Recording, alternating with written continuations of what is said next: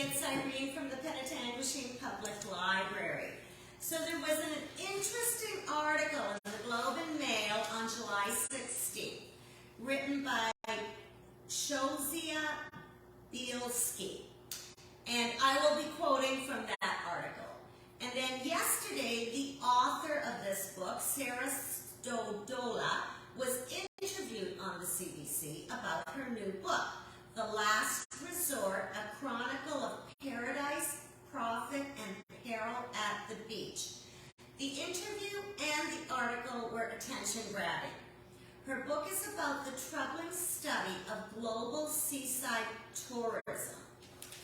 And as I quote here, the author goes deep on what compels throngs of humanity to sandy destinations and at what cost to the people who live in these delicate habitats year-round. Copiously researched featuring disquieting interviews with locals, oceanographers, and coastal geologists, The Last Resort is a timely book. It's a timely look, at the social, economic, and ecological tentacles of this industry, from St. Kitts to Hawaii to Senegal. So, Sarah, the author, started dating a surfer and ended up going to approximately 20 high-end resorts around the world. She came to these resorts with a clean slate and clear eyes. She begins with the history of beach culture, going back to the 1700s.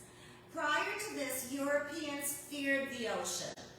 Then the English upper classes embraced seaside resorting, taking frigid plunges for their health. And again, I quote, 18th century Gwyneth Paltrow would have been all over it. Stodola writes of this early wellness industry, which saw people guzzling seawater, mixing it with milk and wine. Eventually, they ditched Britain's cold seaside for the hotter seasides of the French Riviera and Monaco. Monte Carlo opened a casino and a beach resort. This coincided with the Industrial Revolution, so as more people had disposable income, the everyday people were able to go to the beach. Travelers equate the beach with paradise. At luxury resorts, that means overdeveloped shorelines, eroded beaches, coral reef damage, native foliage dug up for golf courses, and emissions spewed to ship foods and drink to remote locations. As developers crowd shorelines with concrete high-rises, they interrupt the natural flow of sand, causing it to wash away.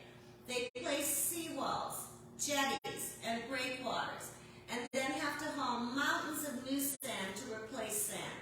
Miami Beach has none left, and they are bringing sand in from a lake in the middle of Florida. It's not all gloom and doom in Sarah Stodola's book, The Last Resort. She offers hope. If a country relies too heavily on tourism, this has a huge effect, like during COVID, a lot of resorts closed. Some countries like Portugal turned their focus to domestic tourism versus foreign tourism.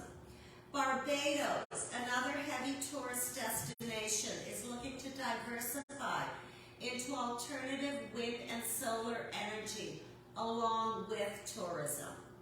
A law was passed in Nicaragua protecting shorelines, so developers have to build back in the hills and away from the tide lines. So this book sounds fascinating. It is on order here at the library, so keep checking our new bookshelf for its arrival. Thank you so much for listening. Bye-bye.